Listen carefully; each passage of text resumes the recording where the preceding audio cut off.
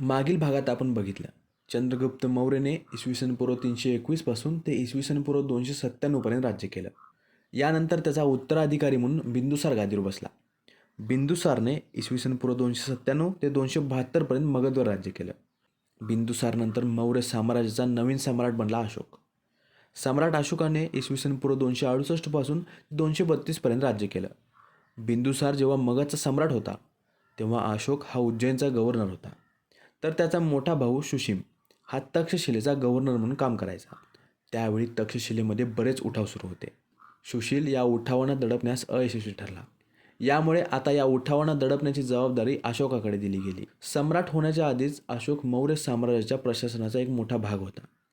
जर तुम्ही निरीक्षण केलं असेल तर तुमच्या लक्षात येईल. बघा, बिंदुसारचा मृत्यू इसवी सन पूर्व 272 झाला आणि त्याचा मुलगा अशोक इसवी सन पूर्व 268 मौर्य साम्राज्याच्या गादीवर बसला. तर या दोन्ही घटनांमध्ये तब्बल 4 वर्षाचा कालखंड आहे. मग आता प्रश्न पडतो की मौर्य साम्राज्याच्या सम्राटाला निवडण्यासाठी 4 वर्षे का लागली?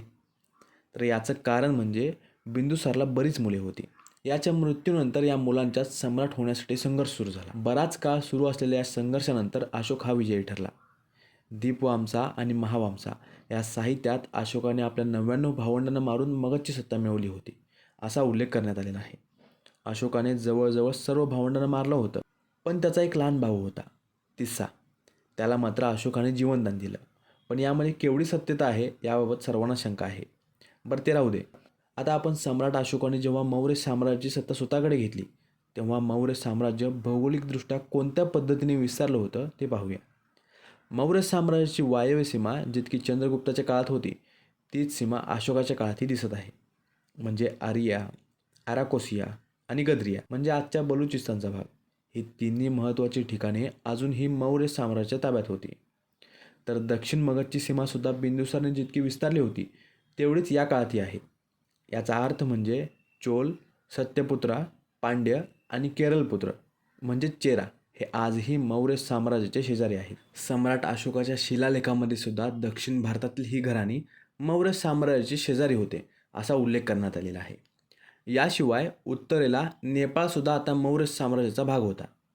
राजतरंगिणीनुसार काश्मीरसुद्धा मौर्य साम्राज्याचा भाग असल्याचे स्पष्ट होते. आता हे राजतरंगिणी एक ऐतिहासिक ग्रंथ आहे. यामध्ये काही प्राचीन कथा आणि काव्यरूपामध्ये इतिहासाची माहिती देण्यात आलेली आहे. तर राजतरंगिणी हे एक पुस्तक आहे ज्यामध्ये वायव्य भारतातील आणि खास करून काश्मीरमधील प्राचीन घटनांचा उल्लेख आहे. याचा उल्लेख काव्य स्वरूपात आणि कथांच्या स्वरूपात या राजतरंगिणीमध्ये मांडण्यात आलेला आहे. कल्हान यांनी या साहित्याची रचना केली होती आणि हे साहित्य संस्कृत भाषेमध्ये लिहिलं गेलेलं आहे. आता जर मौर्य साम्राज्याचा विस्तार लक्षात घेतला तर तुम्हाला समजेल, दक्षिणे आणि पूर्व भारताचा भाग सोडून आणखी एक भाग होता जो मौर्य साम्राज्याचा भाग नव्हता. हा भाग म्हणजे कलिंग. कलिंगसुद्धा एक शक्तिशाली साम्राज्य होतं. सम्राट अशोकाच्या काळात एकच युद्ध झालं आणि हे युद्ध यांना कलिंग साम्राज्याशी करावं लागलं होतं. हे कलिंगचे युद्ध सम्राट अशोक मगधच्या गादीवर बसल्यानंतर 8 वर्षांनी लढलं गेलं, म्हणजे इसवी सन पूर्व 260चा कालखंड. या लढाईमध्ये सम्राट अशोक विजयी ठरले. पण म्हटलं जातं की या युद्धात भयंकर रक्तपात झाला होता आणि याचाच परिणाम सम्राट अशोकावर झाला. सम्राटाचे हृदय परिवर्तन झालं. यानंतर बौद्ध भिक्षू उपगुप्त यांच्या मार्गदर्शनाने अशोकाने बौद्ध धर्म स्वीकारला. उपगुप्तांना मोगली पुत्र तिस्सा म्हणून सुद्धा ओळखलं जातं. पण काही तत्त्वज्ञानांच्या मते सम्राट अशोक लगेचच बौद्ध धर्माशी जोडले गेले नव्हते. हळूहळू सम्राट बौद्ध धर्माशी जोडले गेले होते असं मत यांनी यांच्या साहित्यातून मांडलेलं आहे. यांच्या मते सम्राट अशोक सुरुवातीला शाक्य उपासक बनले आणि काही कालावधीनंतर बौद्ध भिक्षू. बौद्ध धर्माचा बराच प्रभाव सम्राट अशोकावर पडला होता.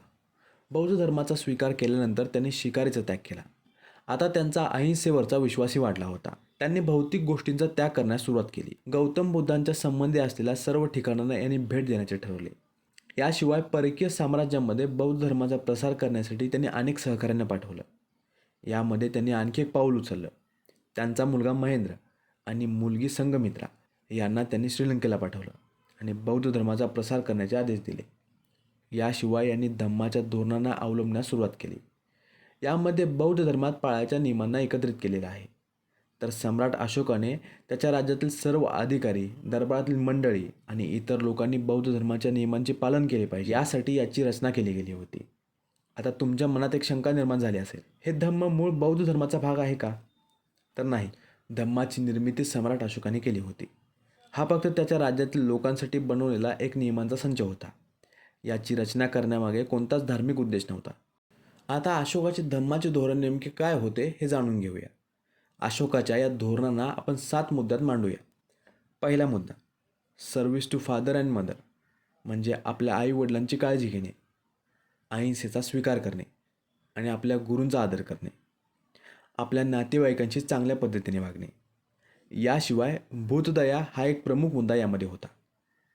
तर्क नसलेल्या धार्मिक परंपरांचा त्याग करणे, हे सुद्धा धम्माच्या नियमांचा एक भाग होता. या नियमांचा अंमल करून एक कल्याणकारी राज्य निर्माण करण्याचा सम्राट अशोकाचा उद्देश होता. साम्राज्यातील लोकांची भेटी घेऊन त्यांच्या समस्या जाणून घेणे आणि धम्मयात्रा करून कल्याणकारी राज्याची निर्मिती करणे, हा यामागचा मुख्य उद्देश आहे.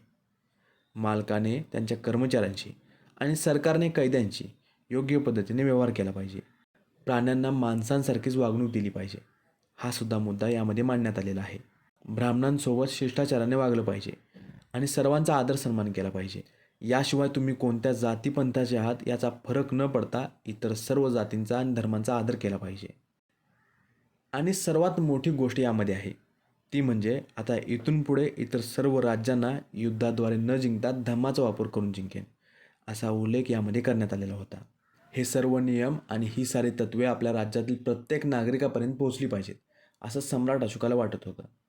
आपल्या दरबारातील सर्व पदाधिकाऱ्यांनी सुद्धा याचा अवलंब करावा, अशी सम्राट अशोकाची इच्छा होती. यामुळे या सर्व तत्त्वांना त्यांनी मोठमोठ्या दगडांवर कोरून ठेवलं. दगडांवर लिहिलेल्या या तत्त्वांना शिलालेख म्हटलं जातं. पुढील भागामध्ये आपण याचा अभ्यास करूया. आय होप हा व्हिडिओ आपल्यासाठी इन्फॉर्मेटिव्ह असेल. प्राचीन इतिहासातील अशीच माहिती मिळवण्यासाठी बुक्स तावा प्लेलिस्टला फॉलो करा. Thank you for watching and supporting books तावा.